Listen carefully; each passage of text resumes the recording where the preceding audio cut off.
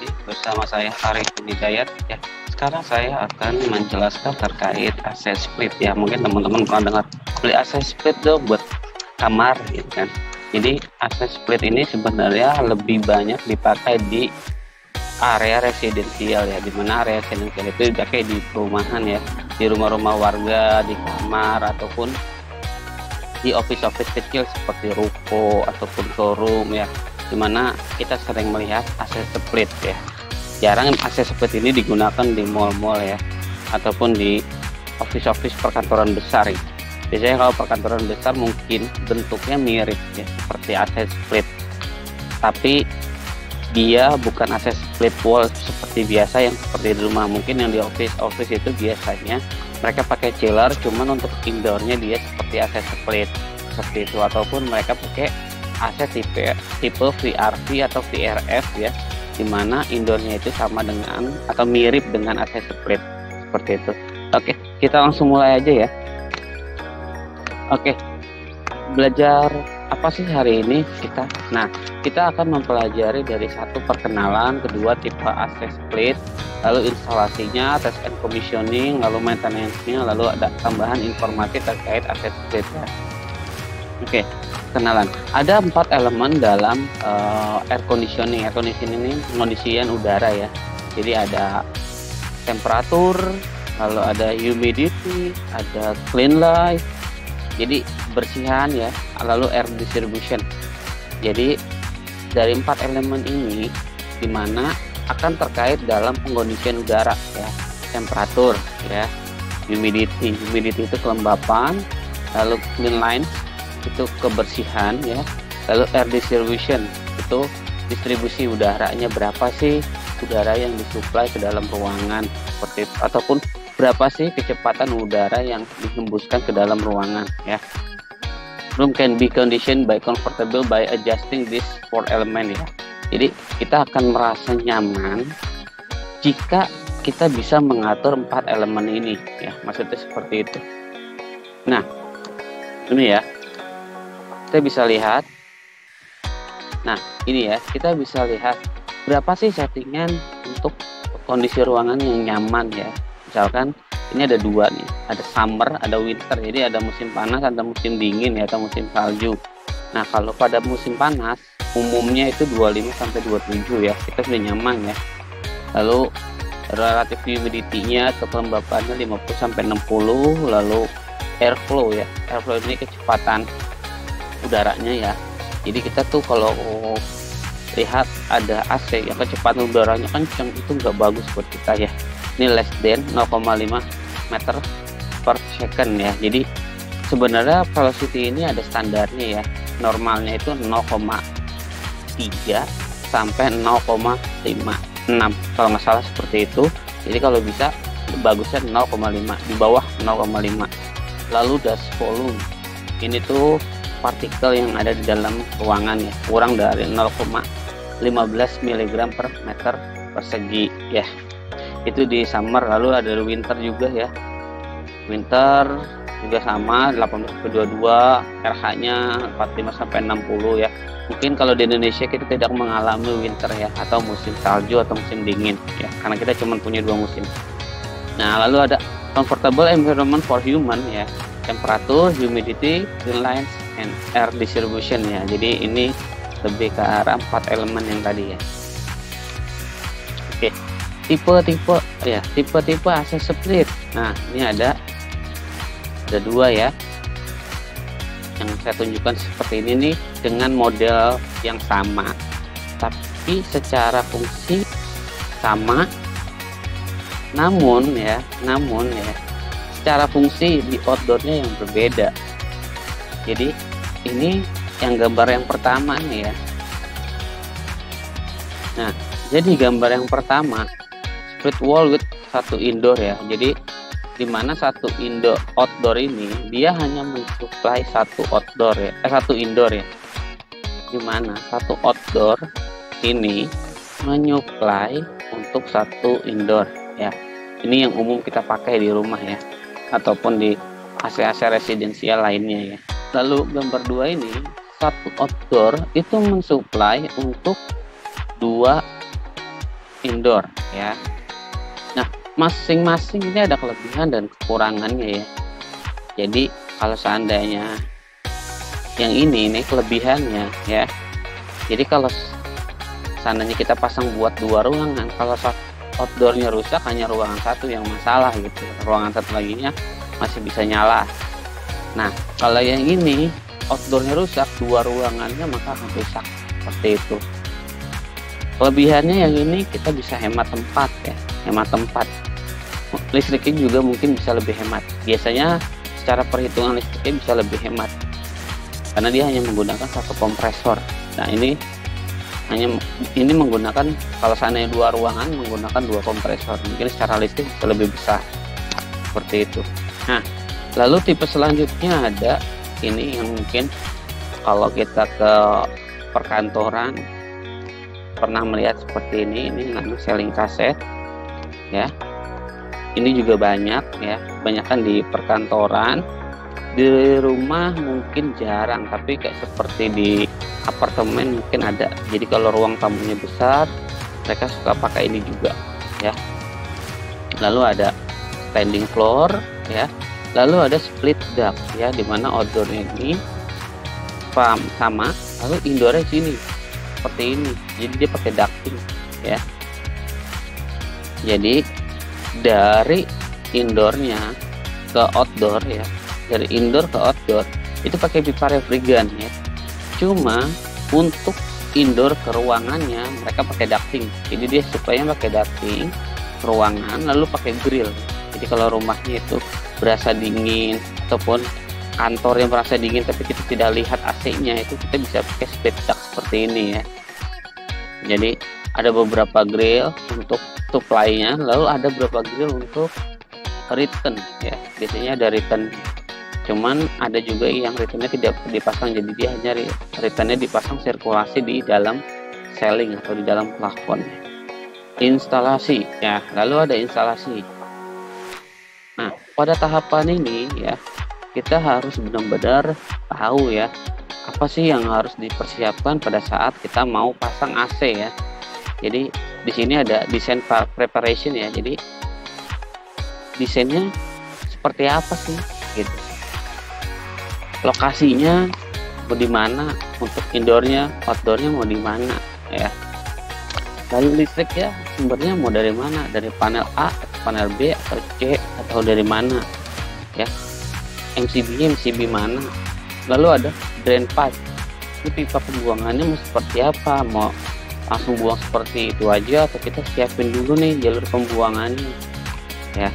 Jadi kita harus pastikan kita mempunyai desain awalnya seperti apa, atau kerangkanya atau sketnya kalau kita pasang di rumah ini mau pasangnya mau gimana, terus dari mana sumber listriknya, harus pakai MCB-nya yang berapa ya. Nah, yang perlu diperhatikan ya lokasi ya. Pertama lokasi nih, kita memasang indoor dan outdoor. Nah, kita pastikan lokasi itu sesuai dengan petunjuk ini ya. Mungkin bagi teman-teman yang punya referensi lain juga bisa ya. Ini saya referensinya dari Daikin. Jadi kalau seperti indoor nih, jadi kalau dia mepet tembok itu harus minimal atau di atas 15 cm ya. Jadi jangan mepet banget sama tembok ya. Terus kalau seandainya ada sebelahnya ada lagi sama 15 cm ya antar AC. Lalu ke atapnya nih, ke ceilingnya atau ke plafonnya ya, itu masih minimal 15 ya, seperti itu. Lalu yang ke bawahnya ya, dari bawah, dari lantainya itu ke di bawahnya AC 2,5 meter ya. Lalu ke depan 3 meter. Nah, outdoornya juga sama nih, kalau ke tembok dia kalau bisa 30 cm, terus dari ke dalaman 30 cm, kalau dia ke temboknya 30 cm. Kenapa? Untuk sirkulasi ya. Ini nyedot, dorong sirkulasi seperti itu ya. Jangan sampai kita pasangnya mepet semua ya, nanti akan bermasalah ya. Oke. Lalu apalagi yang perlu diperhatikan, ada listrik ya, sumber listriknya ya. Nah, di sini saya kasih penjelasan.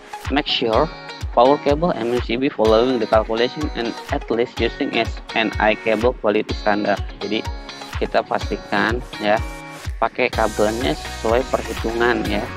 MCB-nya juga pakai yang berapa ampere, kabelnya pakai yang berapa mili. Lalu kita pastikan pakai kabelnya atau pakai MCB yang sudah ada label SNI-nya ya. Syukur-syukur bisa misalkan IC 9000 atau IC ya. Ini hanya contoh aja. Misalkan kita punya AC setengah PK ya. Kita butuh MCB-nya berapa ampere. Lalu kabelnya yang berapa mili. Seperti itu, kita harus pastikan lagi berapa sih yang dibutuhkan untuk MCB-nya. Soalnya kalau untuk setengah PK itu biasanya sekitar 500 watt ya. 500 watt itu kita cukup dengan MCB 4 ampere ya. 4 ampere kita sudah cukup ya. Lalu kabelnya sebenarnya untuk AC itu kita bisa pakai, kalau untuk setengah PK ya, kita bisa pakai 3 kali 1,5 ya. Tapi umumnya kalau kita pakai beban besar ya bagusnya 3 kali 2,5 ya. Jadi biar lebih ini, jangan kelebihan juga nggak bagus ya. Jadi nggak bagus, nanti biayanya lebih mahal ya. 3 kali 2,5 mili udah cukup. Ataupun emang kalau kita pakai yang saving energi ataupun low watt ya, low wattnya rendah, bisa kita pakai 3 kali 1,5 mili ya. Jadi isi 3 kabel 1,5 mili untuk diameter kabelnya ya. Oke. Lalu apalagi yang perlu diperhatikan yaitu ada drain pipe atau pipa pembuangan ya.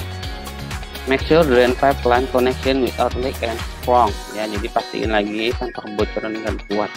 Nah, di sini saya jelaskan terkait satu for bisnis ya. Biasanya untuk bisnis ataupun di perkantoran ya atau di ruko-ruko gitu, biasanya kita pakai pipa PVC ya untuk pemasang drainnya ya. Jadi kita harus siapkan bobokan, siapkan untuk paring pipa PVC-nya dulu ya, kita tempel. Lalu nanti pada saat AC-nya sudah dipasang untuk indoor ya, jadi nanti kita konekin ke pipa yang sudah kita siapkan. Kalau untuk ya itu tergantung ownernya ya. Umumnya kalau untuk residensial biasanya pipanya tidak pernah disiapin ya. Jadi kalau seandainya itu tinggal tarik tempel dan pasangnya outbow ya, jadi di luar tembok. Kadang juga kita pasangnya juga bukan pakai PVC, ada juga langsung spiral, ngikutin outdoor atau dibuang di outdoor, jadi netes-netes gitu aja. Ada juga yang seperti itu. Jadi tergantung kembali lagi ke ownernya seperti apa, apakah rumah baru yang sudah disiapkan untuk instalasi pembuangan AC-nya atau bukan, seperti itu ya. Tapi kalau untuk di apartemen mungkin sudah disiapkan oleh pihak kontraktor yang sudah mendesain ini loh untuk pembuangan drain AC-nya, seperti itu. Kembali lagi kita harus tahu desainnya sudah ada atau belum. Ini contoh gambar dari AC indoor ya. Jadi indoornya ini kan bawaan AC ini yang putih ini bawaan AC. Nah kalau seandainya kita sudah siapkan pipanya, pipa pembuangan PVC nya, jadi nanti pipanya dikonekin ke sini nih, konekinnya seperti itu ya. Lalu ini kita bobok, kita masukin ke dalam si pipa yang sudah kita siapkan. Lalu kita rapatkan ya, misalkan kita pakai duct tape atau kita pakai yang lainnya untuk menyambungkan si bawaan indoor ke pipa PVC. Ataupun kalau seandainya untuk residensial dia yang belum ada, bisa kita sambung ke spiral. Ini spiral pipe yang biasa pernah atau yang biasa kita lihat, nah itu disambungkan ke sini lalu buang keluar seperti itu ya. Nah, apa sih material yang harus kita siapkan pada saat pemasangan ya, pada saat instalasi ya. Jadi bagi teman-teman yang belum pernah lihat, ini contoh-contoh material ya, yang mungkin kalau ada yang bingung nanti saya akan jelaskan satu persatu. Oke, ini material pertama indoor outdoornya ya sudah pasti. Lalu bracket indoor dan outdoornya jangan sampai tidak ada, karena kalau seandainya indoor bracketnya nggak ada, nanti kita tidak bisa pasang untuk AC indoornya. Lalu untuk outdoornya, nah outdoor ini tergantung ya. Kalau seandainya kita tidak pasang menggantung di dinding ya, tidak menempel di dinding, kita juga pasang di bawah ya, kita bisa pasang di bawah menggunakan mounting ya, kalau seandainya kita tidak perlu menggunakan bracket atau seperti itu. Lalu apalagi, lalu ada power cable ya, kabel power. Jadi power cable ini kita harus siapkan, dimana kabel ini tarikan dari panel ke unitnya ya, baik indoor ataupun outdoor, tergantung tipe AC-nya. Kalau untuk rumahan umumnya kita narik powernya dari MCB ya, dari MCB ke indoor, ataupun kita sudah siapkan stop kontak ya, mendekati indoor. Jadi nanti si AC-nya itu bisa tinggal koneksi ke, atau tinggal colok ke stop kontak terdekat. Lalu ada lagi kabel kontrol ya, dimana kabel kontrol ini fungsinya untuk memanggil outdoor, fungsinya untuk memanggil outdoor. Jadi pada saat indoor sudah membaca temperatur ruangannya kurang, misalkan kurang dingin, settingan kita 26, kondisi ruangan saat ini kondisinya 28 derajat. Nah, si indoor ini akan memanggil outdoor untuk bekerja. Jadi pada saat memanggil, outdoornya akan bekerja, lalu dia akan mensuplai untuk freon dingin ya, ataupun liquid dingin ke indoornya. Lalu si indoornya akan menghembuskan ke dalam ruangan seperti itu. Jadi dia akan memanggil, begitu suhu ruangannya tercapai, si kabel kontrol ini diinfokan oleh indoor, oh sudah tercapai, makanya si outdoornya mati seperti itu. Lalu ada PVC, pipa PVC atau spiral, ada pipa refrigeran, lalu ada baterai untuk remote ya, kalau kita seandainya pakai infrared remote ya. Jadi kalau ada lagi yang kita pakai itu wire ya, wire itu nempel, wire itu pakai kabel, jadi dia tuh nempel di dinding. Kalau kita seandainya pernah ke office atau ke kantor atau ke ruang meeting yang dia tidak pakai remote, kita tinggal pencet aja yang di dinding. Nah itu tipenya wire ya, bukan yang infrared ya. Jadi ada kabel kontrol yang dikonekkan ke unit AC-nya ya, ke unit indoornya. Nah ini ada beberapa material yang mungkin teman-teman ada yang pernah lihat, ataupun ada yang belum pernah lihat ya.